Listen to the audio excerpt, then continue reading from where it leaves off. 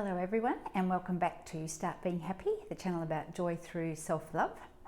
We're videoing at night time tonight, a bit of a different one, but it was a really important message and it's been on my mind all day because I've been working with a young fellow and he's given me his permission for me to share this story, but he's having a tricky time. He's at university, he's here in Melbourne where we're in lockdown, so he's struggling at being so disconnected from his friends, and he thought uni was going to be this great experience, and of course it isn't.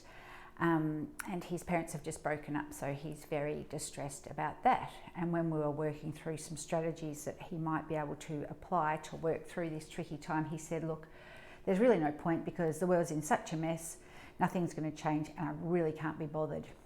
And I thought, fair point, I've been there, I know what it's like when you think I can't change and it's all too hard, but I felt it was a really important message to share tonight, particularly with this pandemic and the effect it's having on everybody.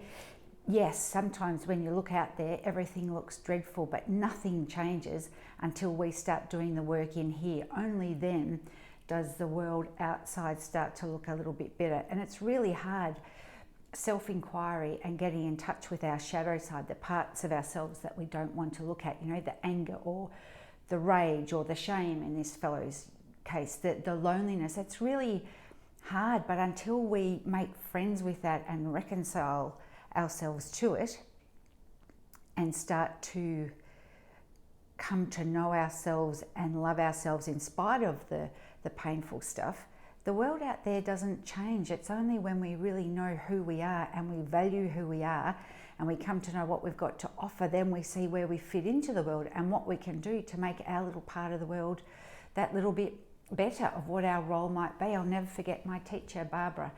I went to her, would have been 15, 16 years ago, and I was in a really bad way. My sister had just died. I'd had a breakdown. My husband and I were having a tricky time, and she said, never leave your marriage or make a big life decision until you are really happy with who you are.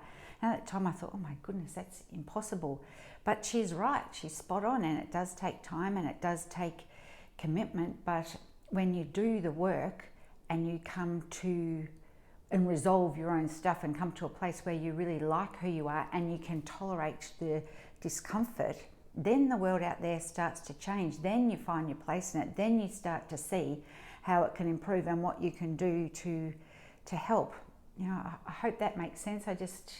My heart really went out to this kid because it's awful when you feel that disempowered and that miserable and that hopeless to think nothing can change, but it can when you start changing yourself. And it's hard work, but please reach out if you feel stuck and I can point you in the direction of a few people or find a professional to help you work through it, because the world really does get better once you come to know and like yourself and heal whatever's unresolved within you. Thank you for listening.